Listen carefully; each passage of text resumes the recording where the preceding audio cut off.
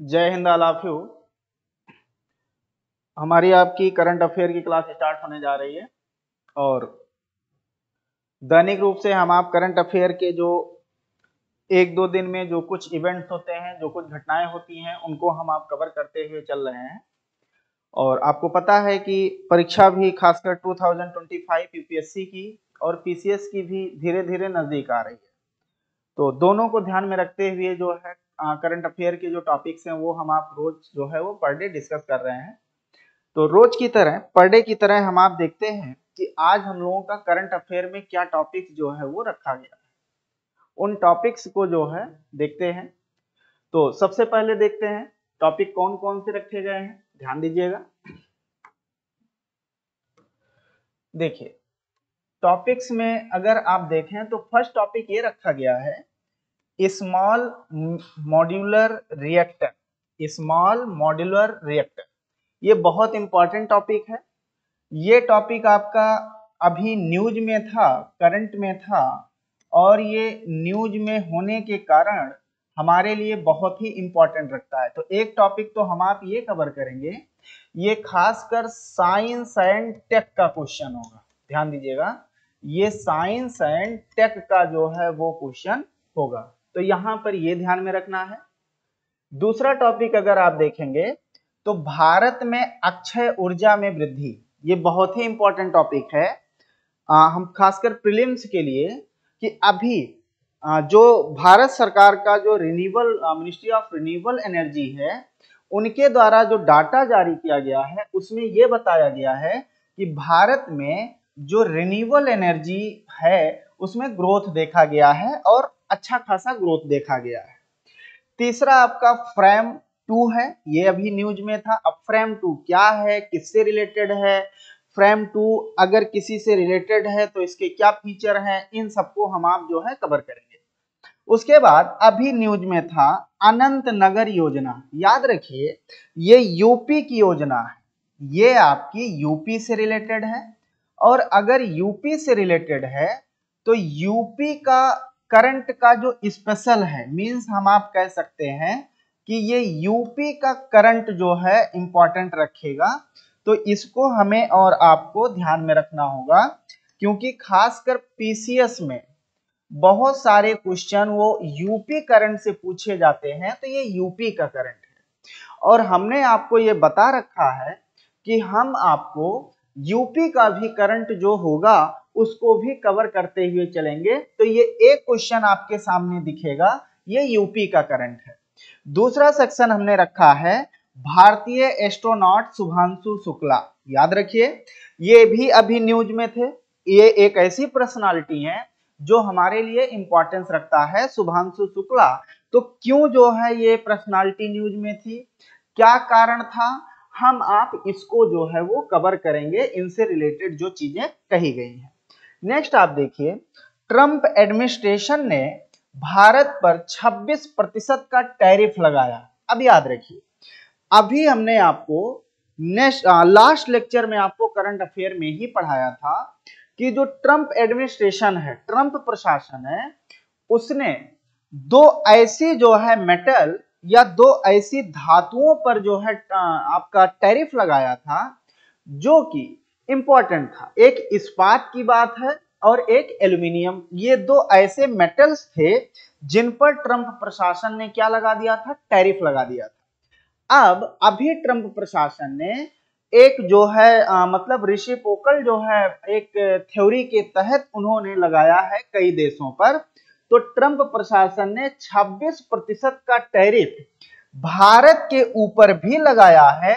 अब इसका क्या प्रभाव होगा, ये टैरिफ क्या है, अमेरिका पर क्या प्रभाव देखने को मिलेगा, भारत पर क्या प्रभाव देखने को मिलेगा, हम आप इसको जो है वो डिस्कस करेंगे। तो आज का हमारा जो करंट अफेयर का सेक्शन है, ये आपको 6 टॉपिक देखने को मिल रहे हैं और ये 6 टॉपिक हमारे एग्जाम के लिए बहुत ही इंपॉर्टेंस रखते हैं। तो आ जाइए, अब हम आप एक एक टॉपिक जो है डिस्कस करते हैं कि कौन से टॉपिक में क्या क्या चीजें हमें जो है वो पॉइंट आउट करनी है। चलिए आइए देखा जाए। फर्स्ट टॉपिक आप जान ही रहे हैं, स्मॉल मॉड्यूलर रिएक्टर। याद रखिए ये एक रिएक्टर है, मतलब रिएक्टर का मतलब हुआ कि एक संयंत्र है। ये कैसा संयंत्र है? एक संयंत्र है। और हम आपको बता दें कि ये एटॉमिक रिएक्टर है। इंपॉर्टेंट ये है कि यह एक एटॉमिक रिएक्टर है, एटॉमिक रिएक्टर है। और अभी जल्दी में ही एटॉमिक रिएक्टर को लेकर के भारत और अमेरिका के बीच बहुत बड़ा इनिशिएटिव हुआ है, इनिशिएटिव लिया गया है। इनिशिएटिव क्या लिया गया है कि 2006 में जब यूपीए 1 सरकार थी, यूपीए 1 की सरकार थी, उस सरकार में यूपीए 1 की सरकार मतलब यहां पर क्या हुआ, आइए हम आपको समझाते हैं कि इसमें क्या चीजें हैं। सबसे पहले हमने आपसे कहा कि एटॉमिक रिएक्टर की बात होगी। अब ये जो एटॉमिक रिएक्टर हैं, अपने यहाँ कई रिएक्टर्स हैं, बहुत सारे रिएक्टर्स हैं। ये रिएक्टर्स अभी न्यूज में इसलिए रहा है कि बात हम कर रहे हैं जुलाई 2006 की। जुलाई 2006 में 18 जुलाई था। जुलाई 2006 में भारत और अमेरिका के बीच, याद रखिए उस समय जो सरकार थी वो आपकी जो है यूपीए की थी, जिसे कहा जाता था यूनाइटेड प्रोग्रेसिव अलायंस। यूपीए 1 की सरकार थी जिसे लीड कर रही थी कांग्रेस। याद रखिए उस सरकार को लीड कौन कर रहा था? तो कांग्रेस। और उस समय भारत के जो पीएम थे वो डॉक्टर मनमोहन सिंह थे। मनमोहन सिंह उस समय सरकार को लीड कर रहे थे, उनके और दूसरा अमेरिका के बीच। ये तो बात हुई है इंडिया के बीच में, इंडिया, और दूसरा जो पक्ष था, दूसरा जो साइड था वो अमेरिका था। अमेरिका में उस समय अमेरिका के राष्ट्रपति थे जॉर्ज बुश। याद रखिए जॉर्ज बुश अमेरिका के राष्ट्रपति थे। और इन दोनों अमेरिका के राष्ट्रपति और भारत के पीएम डॉक्टर मनमोहन सिंह के बीच में एक साइन होता है, और वो साइन रिलेटेड था एटॉमिक से, मतलब कि परमाणु ऊर्जा से, एटॉमिक एनर्जी से रिलेटेड था, जिसमें अमेरिका बहुत सारे प्रोविजन करके भारत को एटॉमिक एनर्जी के क्षेत्र में, एटॉमिक एनर्जी के सेक्टर में बहुत सारी चीजों को लेकर के उसमें जो है मदद करने का जो है वो समझौता किया था। जिसमें क्या किया गया था कि टेक्नोलॉजी, अमेरिका भारत को टेक्नोलॉजी जो है वो प्रोवाइड कराएगा। अमेरिका भारत को जो इंफ्रास्ट्रक्चर है, दैट इज जो आपका एटॉमिक रिएक्टर जो बनाना है, उस रिएक्टर को बनाने के लिए उसका जो ढांचा है, जो इंफ्रास्ट्रक्चर है, उस इंफ्रास्ट्रक्चर को कैसे जो है तैयार किया जाएगा, उसमें अमेरिका मदद करेगा। अब इन सब चीजों को लेकर के अमेरिका और भारत के बीच में ये समझौता होता है, जिसे हम आप कहते हैं परमाणु ऊर्जा समझौता। और परमाणु ऊर्जा समझौता ये 18 जुलाई 2006 को हुआ था, खासकर भारत और यूएसए के बीच में ये आपका समझौता हुआ था। उसी दौरान जब ये समझौता हुआ, चूंकि जो संप्रग सरकार थी या जो यूपीए लेड बाय कांग्रेस की जो गवर्नमेंट थी, उसको सपोर्ट कर रहा था जो लेफ्ट पार्टियां थी भारत। उन लेफ्ट पार्टियों ने कहा कि हम अमेरिका के साथ ऐसे किसी भी समझौते का मैं समर्थन नहीं करूंगा, क्योंकि इस समझौते से भारत में अमेरिका का धीरे धीरे प्रभुत्व जो है वो बढ़ जाएगा। जिससे भारत में अमेरिका का प्रभुत्व बढ़ेगा तो कैपिटलिज्म बढ़ता चला जाएगा, दैट इज पूंजीवाद जो है यहां पर हावी होने लगेगा, प्राइवेटाइजेशन हावी होने लगेगा। इसी के कारण लेफ्ट पार्टियों ने, जो कि कांग्रेस को सपोर्ट करके सरकार चलवा रही थी, उसने इस सरकार से अपने आप को विड्रॉ कर लिया। और समझौता तो हुआ, लेकिन उस समझौते में वो पूरा जो आपका मेमोरेंडम था, समझौता था, वो पूरा ठंडे बस्ते में चला गया। उस पर किसी तरीके का एक्शन या मूवमेंट नहीं देखने को मिला। लेकिन अभी जब ट्रंप की दूसरी सरकार आई है, दैट इज ट्रंप 2 एडमिनिस्ट्रेशन ने ये जो समझौता 2006 में हुआ था, उस समझौते के तहत अमेरिका भारत को एटॉमिक एनर्जी के क्षेत्र में, खासकर रिएक्टर्स के लिए अमेरिका टेक्निक देने के लिए तैयार हो गया है। अमेरिका इंफ्रास्ट्रक्चर डेवलप करने के लिए तैयार हो गया है। अब इन सबको लेकर के यही समझौता अब लागू हुआ है, जो कि न्यूज में था आपका ये जिसे कहते हैं स्मॉल मॉड्यूलर रिएक्टर। इसमें स्मॉल छोटे छोटे जो आपके रिएक्टर्स हैं, संयंत्र हैं, अमेरिका उनको डेवलप करने में क्या करेगा, मदद करेगा। तो ध्यान दीजिएगा। अब इसमें क्या पॉइंट्स हैं, हम आप सारे पॉइंट्स पहले देखेंगे। तो क्या क्या पॉइंट्स रखे गए हैं, ध्यान दीजिए। 26 मार्च 2025 को भारत और अमेरिका परमाणु समझौता हस्ताक्षर के लगभग 18 साल बाद, याद है अभी हमने कहा है कि यह समझौता 2006 के आसपास 2006 में हुआ था। 18 वर्ष बाद अमेरिकी ऊर्जा विभाग, ठीक है, ने एक अमेरिकी कंपनी को भारत में परमाणु रिएक्टरों के निर्माण और डिजाइन के लिए मंजूरी दे दी है। मतलब ट्रंप प्रशासन का जो आपका डिपार्टमेंट ऑफ एनर्जी है, उसने जो है ये करने के लिए आपका क्या किया है, वो ऑफिशियली जो है उन्होंने कह दिया है। यह पहल याद रखिएगा, यह पहल इंपॉर्टेंट है, यहां से यह पहल दोनों देशों के बीच संबंधों को मजबूत और प्रगतिशील बनाएगी। मतलब ये जो इनिशिएटिव है, ये दोनों देशों के रिलेशन को मजबूत करेगा और क्या करेगा, प्रोग्रेसिव करेगा। मतलब दोनों देशों के संबंध में कहीं ना कहीं मजबूती के साथ एक बढ़ावा मिलेगा, प्रोग्रेसिव जो है वो देखने को मिलेगा। 26 मार्च 2025 को DEO, department of energy, Holtec international को, होल्टेक इंटरनेशनल ये एक कंपनी है अमेरिका की, याद रखिएगा, ये यूएसए की कंपनी है जो बेसिकली जो है न्यूक्लियर क्षेत्र में काम करती है या एटॉमिक जो है वो आपके क्षेत्र में काम करती है, को भारत को स्मॉल मॉड्यूलर मतलब छोटे रिएक्टर्स को तकनीक हस्तांतरित करने के लिए अनुमति दे दी है। मतलब टेक्नोलॉजी हमें मिल सकता है, ऐसा अमेरिकी सरकार ने जो है वो क्या किया है, हमें जो है वो कहीं ना कहीं वो आदेशित कर दिया अपने यहाँ की कंपनी होल्टेक को। होल्टेक को 3 भारतीय संस्थानों के साथ सहयोग करने की अनुमति दिया गया है। पहला है होल्टेक एशिया।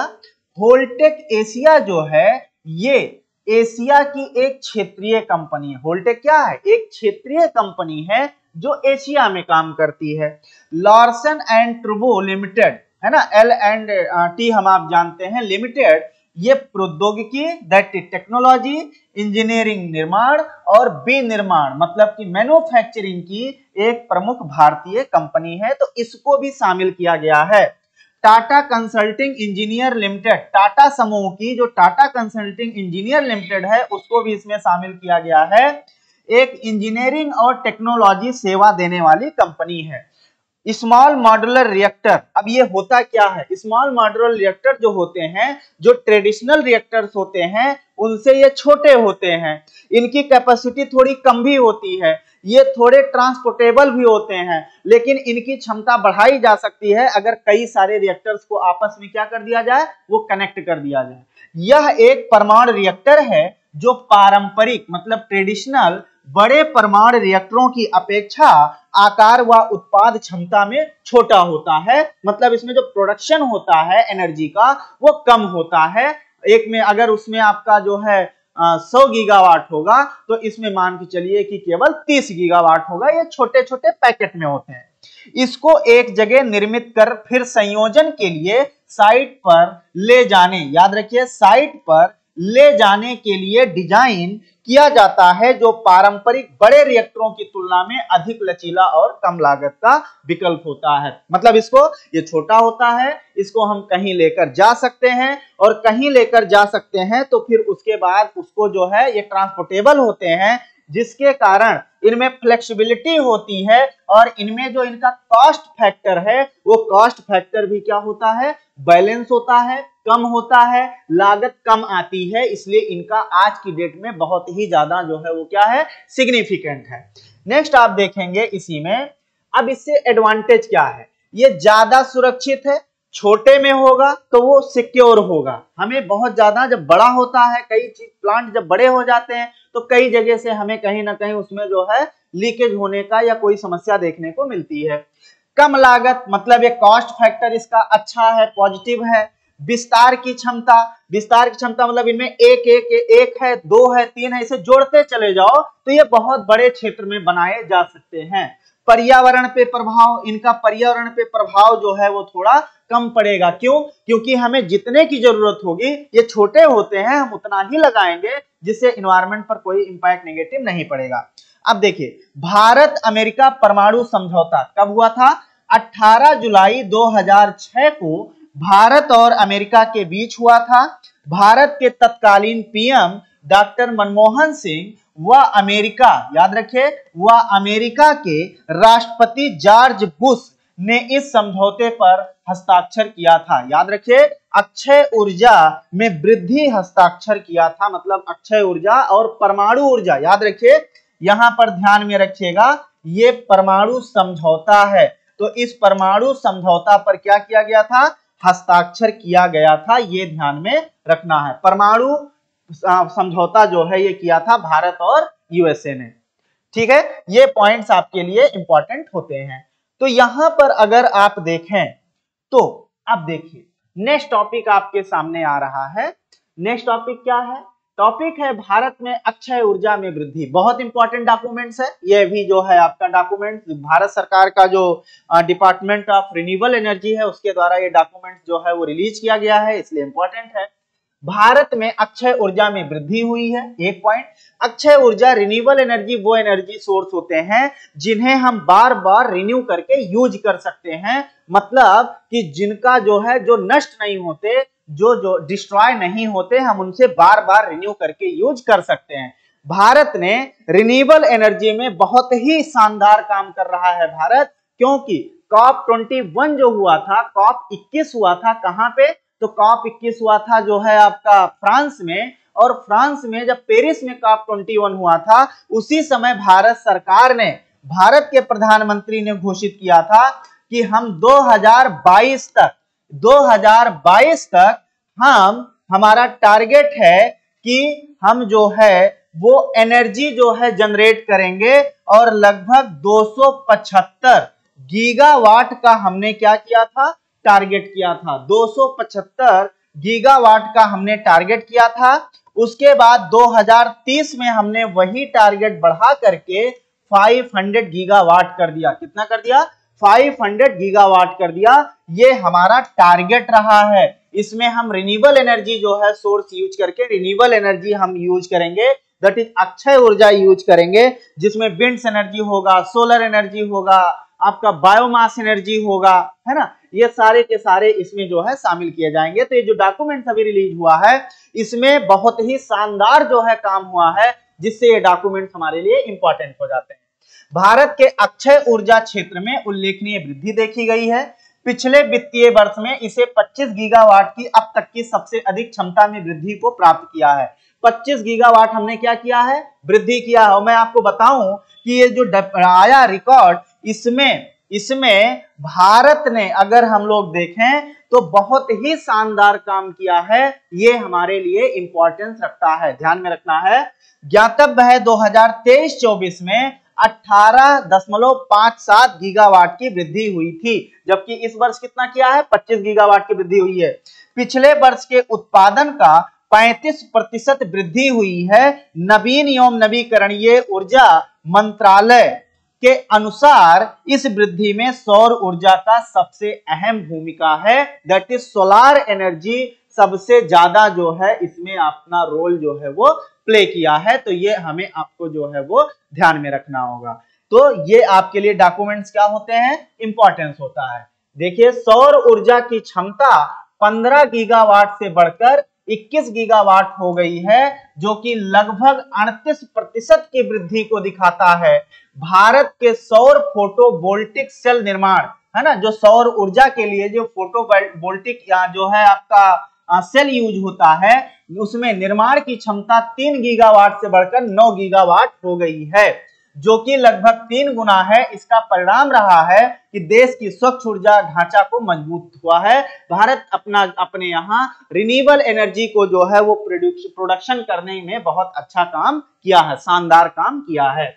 हम आपको बता दें भारत ने अभी जो टोटल जो रिन्यूएबल एनर्जी है, भारत का टोटल जो रिन्यूएबल एनर्जी है, वो रिन्यूएबल एनर्जी इस साल जो प्रोडक्शन हुआ है 235.62 गीगावाट। बहुत इंपॉर्टेंट डाटा है, ध्यान में रखिएगा। ये जो है आपका कितना हुआ है, तो टोटल एनर्जी जो हमने जो है वो किया है, गेन किया है इस वर्ष, मतलब 23-24 मान लीजिए, उसमें 235.62 गीगावाट की हमने जो है वो क्या किया है, अपना अचीव किया। याद है 275 हमने टारगेट किया था, जो है कब 275 का टारगेट, क्या हमने 275 का टारगेट, लेकिन हमने किया कितना 235, जो कि धीरे धीरे इंक्रीज करता हुआ चला जा रहा है। अब नवीकरणीय ऊर्जा वह ऊर्जा जो प्राकृतिक स्रोतों, ध्यान में रखिए, जो प्राकृतिक स्रोतों से प्राप्त होती है, उन्हें बारंबार नवीनीकरण द्वारा पुनः प्राप्त किया जा सकता है, रिन्यू किया जा सकता है। इसमें कौन कौन शामिल है, सौर ऊर्जा, पवन ऊर्जा, जल विद्युत ऊर्जा, biomass energy and green hydrogen. याद रखिए ग्रीन हाइड्रोजन मिशन, हम आपको बता देते हैं ग्रीन हाइड्रोजन मिशन भारत सरकार ने कब लॉन्च किया है, ये लॉन्च किया था 1 जनवरी, इंपॉर्टेंट डाटा है 2023 में। ये कब जो है लॉन्च किया, 1 जनवरी 2023 में ग्रीन हाइड्रोजन जो है ग्रीन मिशन को जो है ग्रीन हाइड्रोजन मिशन को ये अपना लॉन्च किया है। और 2030 तक, याद रखिए टारगेट है 2030 तक हम आप जो है 5 मिलियन टन ग्रीन हाइड्रोजन जो है वो प्रोड्यूस करेंगे। 5 मिलियन टन हम जो है 2030 तक ग्रीन हाइड्रोजन जो है वो प्रोड्यूस करेंगे, जो कि एक ऐसा एनर्जी सोर्स होगा जो पर्यावरण मतलब जो है आपका इन्वायरमेंट है उसके लिए भी हेल्दी होगा और हमारे लिए ये सस्ता होगा, कम खर्चीला होगा। तो ये पॉइंट्स हमारे लिए इंपॉर्टेंट होते हैं। नेक्स्ट आप देखेंगे, यह ईंधन पर्यावरण के लिए लाभदायक व याद रखिए मैत्रीपूर्ण स्रोत है, मतलब ये इको फ्रेंडली है। ये इंपॉर्टेंट है, ये क्या है, तो इको फ्रेंडली जो है सोर्स होते हैं, मैत्रीपूर्ण स्रोत होते हैं। सरकार द्वारा की गई पहल, अब सरकार क्या क्या इनिशिएटिव ले रही है, नंबर 1 देखिए विदेशी निवेश। हम कोशिश कर रहे हैं कि हमारे यहाँ क्या एफडीआई आए, हमारे यहाँ फॉरेन डायरेक्ट इन्वेस्टमेंट आए, अलग अलग देश के लोग इस क्षेत्र में पैसा लगाएं, ठीक है। उसके बाद पीएम सूर्य घर मुफ्त योजना, इसको शुरू किया गया है। ये आपकी योजना है जिसे शुरू किया गया था जनवरी 2024 में। इसमें जो है सरकार छतों पर जो है सोलर पैनल लगा के सोलर एनर्जी को प्रोड्यूस करने के लिए जो है वो काम कर रही है। तो ध्यान में रखिए, ये जो पीएम सूर्य घर मुफ्त बिजली योजना है, ये हर एक घर पर लगभग ये सरकार ने टारगेट बनाया है कि 1 करोड़ घर पर हम जो है सोलर पैनल लगाएंगे, जिससे सोलर एनर्जी का प्रोडक्शन होगा। और उस सोलर एनर्जी का प्रोडक्शन होगा तो लोग खुद भी यूज करेंगे और गवर्नमेंट द्वारा उस एनर्जी को क्या किया जाएगा, वो खरीद लिया जाएगा, जिससे लोगों की जो है वो क्या होगी, इनकम होगी। और सरकार का जो पावर का जो पूरा सिस्टम है, वो पावर का सिस्टम अच्छे से गवर्न कर सकेगा। ग्रीन एनर्जी कॉरिडोर परियोजना, अभी हमने कहा सरकार अलग अलग क्षेत्रों में ग्रीन एनर्जी जो है कॉरिडोर बना रही है जिससे डेवलप हो सके, उसको हाईटेक मोड में लेकर आ रही है। सोलर पार्क योजना, सरकार सोलर पार्क बना रही है जगह जगह पर जिससे सोलर एनर्जी का जो है वो हो सके। राष्ट्रीय ग्रीन हाइड्रोजन मिशन, ये भी हमने समझाया है। तो भारत सरकार ने ये सब जो है आपका इनिशिएटिव लेकर के हमारे यहाँ जो है आपका रिन्यूएबल एनर्जी का प्रोडक्शन हो रहा है। फ्रेम 2 अगला आपके सामने दिख रहा है। फ्रेम 2 जो है ये अभी नासा द्वारा ये आपका भेजा जाने वाला एक ऐसा मिशन है जो आपका इंटरनेशनल स्पेस स्टेशन है, वहां पर ये 4 लोगों का मई 2025 में 4 लोगों का जो है मिशन जाएगा, जो है ISS पे इंटरनेशनल स्पेस मिशन जाएगा, स्टेशन पर जाएगा, जिसमें इंपॉर्टेंट ये पॉइंट है जिसमें भारत के एस्ट्रोनॉट हैं, दैट इज शुभांशु शुक्ला, उनको इसमें शामिल किया गया है। इसलिए ये न्यूज में है, इसलिए ये हमारे लिए इंपॉर्टेंट कंटेंट रखता है, क्योंकि शुभांशु शुक्ला 2025 में भारत जब गगनयान छोड़ेगा, उस गगनयान के भी एक जो है आपके क्या है, एक एस्ट्रोनॉट है, वो गगनयान पर भी जाएंगे। इसलिए तो एक भारतीयों को शामिल किया गया है जो आपके शुभांशु शुक्ला हैं, और ये 4 लोगों का मिशन होगा। ये 4 लोग आपका जाएंगे कहां पे, तो ISS पे, इंटरनेशनल स्पेस स्टेशन पे ये जाएंगे। क्योंकि जैसे हम लोग जानते हैं अभी जो है हम लोगों ने देखा सुनीता विलियम वहीं से आई हैं, अब ये 4 लोग फिर जाएंगे। तो आइए हम लोग देखते हैं। 31 मार्च 2025 को स्पेस एक्स द्वारा 4 निजी अंतरिक्ष यात्रियों के एक समूह को पृथ्वी की कक्षा में भेजा गया है। इस मिशन को फ्रेम 2 नाम दिया गया है। इसमें पहली बार मानव दोनों ध्रुवों के ऊपर से गुजरते हुए पृथ्वी की परिक्रमा करेगा। मतलब कि इसमें क्या होगा, इसमें ये नॉर्थ पोल है, ये आपका साउथ पोल है, तो ये आपका इक्वेटर से होकर नहीं होंगे, ये आपके ऐसे जब घूमेंगे तो ये दोनों पोल से होकर ऐसे घूमेंगे। ये इंपॉर्टेंट फैक्ट हो जाता है। फ्रेम 2 मिशन स्पेस एक्स के द्वारा, याद रखिए, स्पेस एक्स के द्वारा संचालित एक निजी मानव अंतरिक्ष यान है। इस मिशन ने पहली बार दिखाया है कि मानव उत्तरी व दक्षिणी ध्रुवों पर उड़ान भरते हुए ध्रुवीय कक्षा में यात्रा कर सकता है। मतलब अभी तक आप कहां से, अभी तक इक्वेटर के जो है आपका क्या कहते हैं रेफरेंस में जो है, या आपका जो है उसी के सापेक्ष जाते थे रिलेटिवली। अब हम कहां से होके जा रहे हैं, दोनों पोल से होकर के जा रहे हैं। ये ऐसी उड़ान जो है देखने को मिल रही है। नेक्स्ट आप देखेंगे वैज्ञानिक अनुसंधान, इसमें क्या क्या होगा। इसमें वैज्ञानिक अनुसंधान अगर आप देखें तो मशरूम उगाने का प्रयास, एस्टर मशरूम उगाने का प्रयास किया जाएगा। अंतरिक्ष में मानव शरीर का एक्सरे जैसी जो है टेक्निक वहां देखी जाएगी। स्पेस मोशन सिकनेस देखा जाएगा। क्यों? क्योंकि जैसे जैसे हम ऊपर की तरफ जाते हैं तो हमें सिकनेस होती है, बीमारी या समस्या होती है, उसका अध्ययन किया जाएगा। अरोरा जैसी घटनाओं का अध्ययन, अरोरा जो है ये सन का जो है एक ऐसा जो है वायुमंडल में घटना होती है जो आपका जिसे सन फ्लेयर्स कहते हैं, मतलब सौर ज्वाला कहते हैं। तो दोनों पोल पे, नॉर्थ पोल और साउथ पोल पर ऐसी चमक या ऐसे फ्लेयर्स देखने को मिलते हैं, सौर ज्वाला, उसे अरोरा कहते हैं। और ये इस घटना का भी अध्ययन किया जाएगा। दूरबीन की कक्षा की विशेषताएं, अब जरा ध्यान दीजिए, यहां पर आप देखेंगे तो ये आपका जो है ये ध्रुवीय, ध्यान में रखिएगा, ये है ध्रुवीय कक्षा की क्या क्या विशेषता है। मतलब पोल से होकर जाने पर झुकाव, इंक्लेशन, इनका इंक्लेशन, क्योंकि हम आप जानते हैं कि जो हमारा इक्वेटर है ये 0 डिग्री और ये पोल है 90 डिग्री, तो ये आपका जगह जो है ये इक्वेटर की अपेक्षा 90 डिग्री पर है। मतलब एक दूसरे के जो है परपेंडिकुलर होते हैं। तो एक तो ये होगा, इनका एंगल 90 डिग्री होगा, किसके, आपके इक्वेटर के। पृथ्वी का घूर्णन जो होता है, वो घूर्णन हम आप जानते हैं कि घूर्णन जब होता है तो उस घूर्णन का भी यहाँ पर जो है अध्ययन किया जाने का है। ऊंचाई, एल्टीट्यूड, इसकी ऊंचाई जो है वो कम है, बहुत ज्यादा नहीं है, वो ऊंचाई है 300 to 1000 किलोमीटर। ये इतने हाइट पर छोड़े जाते हैं, ध्यान में रखिए, ये इतने ही हाइट पर छोड़े जाते हैं।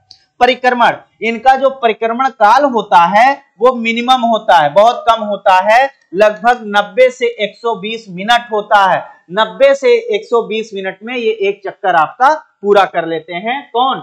जो पोलर आपकी ऑर्बिट होती हैं, पोलर ध्रुवीय कक्षा की ये विशेषता हमें देखने को मिलती है। नेक्स्ट आप देखिए अनंत नगर योजना, अभी हमने कहा था ये यूपी का करंट है, ये अभी जल्दी जो है लखनऊ में इसको लॉन्च किया गया है। ये एक ऐसी योजना है जिसमें लोगों को घर देने की व्यवस्था, एक पूरा जो है हाईटेक सिटी बनाई जाएगी, उसे अनंत नगर नाम दिया गया है। हाल ही में उत्तर प्रदेश सरकार द्वारा शुरू की गई योजना है।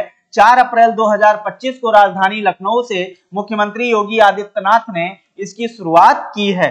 इसे मोहान रोड क्षेत्र में शुरू की गई है। इस योजना के तहत लखनऊ विकास प्राधिकरण LDA लखनऊ में करीब 800 एकड़ भूमि पर हाईटेक टाउनशिप विकसित करेगा। मतलब एक ऐसी जगह सरकार हाईटेक सिटी जनरेट कर रही है, बना रही है, जिससे क्या होगा, जिससे लोगों को आसानी से घर मिलेगा। उस हाईटेक सिटी में क्या होगा, बहुत सारी सुविधाएं दी जाएंगी, जिससे लोगों को घर लेने में परेशानी ना हो और किसी को बिचौलिए से जो है उसको जो है उसका खामियाजा ना भुगतना पड़े। इसकी बनावट और बसावट हरियाणा के पंचकुला जैसे होगी। इंपॉर्टेंट है, इस योजना के तहत जरूरतमंद को बिना बिचौलिए के आवासीय सुविधा LDA द्वारा उपलब्ध कराया जाएगा। इसमें 18,237 फ्लैट होंगे और 2,485 जो है आपका प्लाट होंगे। खाली भूखंड मतलब प्लाट होंगे जो लेना चाहेगा। भूखंड की कीमत 4100 रुपया प्रति वर्ग फीट हो गई।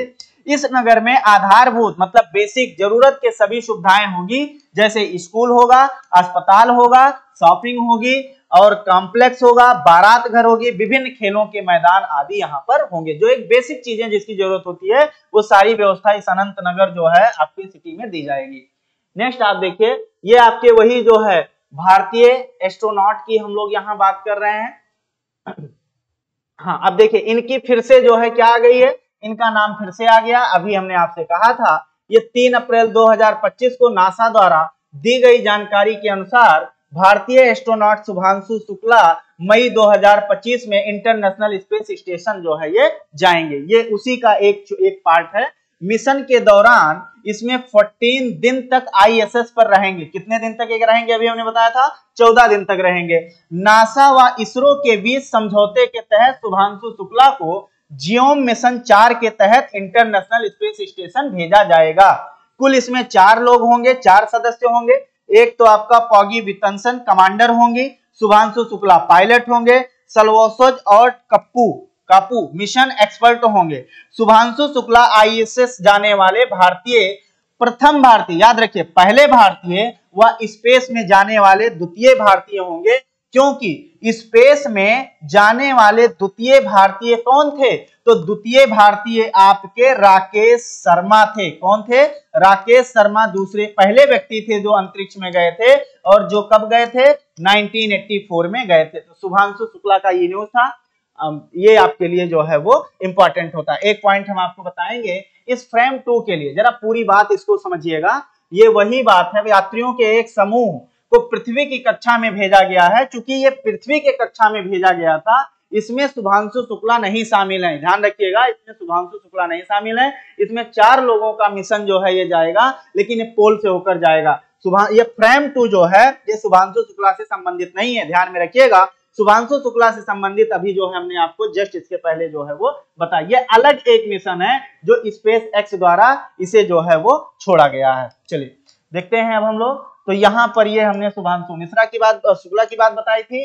अब हम लोग आएंगे, ट्रंप एडमिनिस्ट्रेशन ने भारत पर 26% का क्या लगाया है, टैरिफ लगाया। कितने परसेंट का? 26%। आप जानते हैं ट्रंप प्रशासन जब से शुरू हुआ है, ट्रंप की सरकार आई है अमेरिका में, उन्होंने एक ऐसा सेंटेंस दिया, रेसिप्रोकल टैरिफ। रेसिप्रोकल टैरिफ मतलब हुआ कि जैसे को तैसा, अगर कोई देश हमारे ऊपर टैरिफ लगा रहा है तो हम भी उसके ऊपर टैरिफ लगाएंगे। और एक बात याद है, मैंने एक लेक्चर में आपको बताया था कि टैरिफ अगर कोई देश अपने देश में आने वाली ही वस्तुओं पर लगा देता है तो वहां पर आकर वस्तुएं बहुत महंगी बिकती हैं, जिससे उसकी डिमांड थोड़ी कम हो जाती है और वहां का जो डोमेस्टिक चीजें हैं, डोमेस्टिक कमोडिटी हैं, उनके प्रोडक्शन पर इफेक्ट पड़ता है। वो जो है बूम करती हैं, मतलब घरेलू वस्तुओं की मांग बढ़ने लगती है, क्योंकि घरेलू वस्तुएं जो होती हैं वो जो इंपोर्ट करके वस्तु आती हैं उनसे रेट थोड़ा कम रहता है। याद रखिए, कोई भी देश अपने देश में ज्यादा से ज्यादा जो इंपोर्ट हो करके आयात होकर वस्तु जो आती है उसको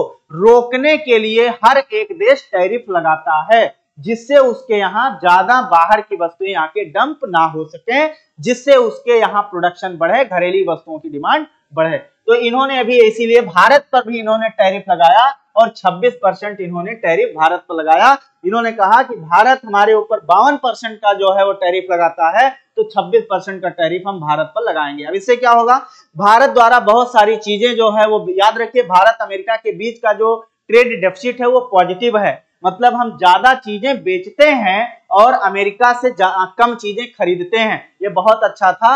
लेकिन यहां पर जब ये टैरिफ 26% भारत पे लग गया है, तो भारत की वस्तुएं अमेरिका में जब जाएंगी तो टैरिफ के कारण वहां महंगी हो जाएंगी, और महंगी हो जाएंगी तो वहां की मार्केट में इनका डिमांड थोड़ा कम हो जाएगा, जिससे भारत का एक्सपोर्ट पर जो है नकारात्मक नेगेटिव इंपैक्ट देखने को मिलेगा। तो भारत के लिए अच्छी खबर नहीं है, ये अगर लगा दिया गया है टैरिफ, तो इस टैरिफ से हमें थोड़ा अपना एक्सपोर्ट हमारा कम हो जाएगा। लेकिन ठीक है, हम लोग देखते हैं आगे इस पर क्या होता है, क्योंकि इसे 9 अप्रैल को इसको इंप्लीमेंट कर दिया जाएगा, क्योंकि 2 अप्रैल को इसको ट्रंप प्रशासन ने घोषित किया था। देखिए 2 अप्रैल 2025 को अमेरिकी राष्ट्रपति डोनाल्ड ट्रंप ने भारत पर 26% टैरिफ, याद रखिए 26% की क्या लगाई है, तो 26% की जो है वो टैरिफ लगाई है। ये अभी हमने आपको बताया कि टैरिफ लगाया गया है, वो भी कितना, तो टैरिफ लगाया गया है 26% की लगाने की घोषणा की है। अमेरिकी राष्ट्रपति ने व्हाइट हाउस के रोज गार्डन में मेक वेल्दी अगेन इवेंट्स में रिसिप्रोकल टैरिफ के रूप में घोषित किया। रिसिप्रोकल मतलब कि उल्टा, आप मेरे ऊपर लगा रहे हो तो मैं आपके ऊपर लगाऊंगा। उन्होंने कहा कि भारत अमेरिकी सामानों पर 52% टैरिफ लगाता है। यह टैरिफ 9 अप्रैल को रात 12 बजे के बाद लागू हो जाएगा। चीन जो है 34% टैरिफ लगाया है, वो भी उसने, अमेरिका ने उस पर टैरिफ लगाया, तो चीन ने उसके ऊपर और 34% 34% का टैरिफ लगा दिया, उसने भी रेसिप्रोकल की बात कर दी। तो याद रखिए अभी जो टैरिफ लगा है वो टैरिफ भारत पर 26% लगा है, और भारत पर टैरिफ लग जाने से भारत का एक्सपोर्ट थोड़ा कम हो जाएगा, भारत की वस्तुएं वहां डिमांड थोड़ी कम हो जाएंगी, जिससे हमारा जो है जो ट्रेड डेफिसिट है, व्यापार घाटा है, वो कहीं ना कहीं ज्यादा हो जाएगा। अभी तक हम व्यापार घाटा में क्या थे, पॉजिटिव थे, दैट इज हमारी चीजें ज्यादा, हम बेचने ज्यादा जाते थे जबकि खरीदते कम थे अमेरिका के साथ, ये था हमारा जो है आपका व्यापार। तो ये टैरिफ लग जाने से कहीं ना कहीं हमारे लिए अच्छी खबर नहीं है, इससे हमारा थोड़ा नुकसान होगा। तो इंपॉर्टेंट है कि ट्रंप प्रशासन ने भारत पर कितने % का जो है टैरिफ लगाया है, 26% का लगाया है। क्या इंपैक्ट पड़ेगा, हमने आपको इंपैक्ट आज भी बता दिया है कि इससे क्या प्रभाव देखने को मिलेगा, तो ये हमें आपको ध्यान में रखना है। ये थे हमारे आज की करंट अफेयर के कंटेंट, जिसको हम लोगों ने डिस्कस किया है। बहुत इंपॉर्टेंट टॉपिक्स हैं, बहुत इंपॉर्टेंट है, पेपर में ऐसे ही क्वेश्चन पूछे जाएंगे इन्हीं पॉइंट से, और फिर ऐसे हम आप कंटिन्यू करंट अफेयर की जो है वो क्लास जो है वो करते रहेंगे। जो भी आपके लिए इंपॉर्टेंट न्यूज और इवेंट्स होंगे, जो एग्जाम के ओरिएंटेड होंगे, वो सारे के सारे हम आपके सामने लाते रहेंगे। बस कंटिन्यू तरीके से हमें आपको लगे रहना है, आपको तैयारी अपनी पूरी करते रहनी है। इसी के साथ हम लोग मिलते हैं अगली कल की क्लास में। सबको जो है धन्यवाद, थैंक यू, जय हिंद।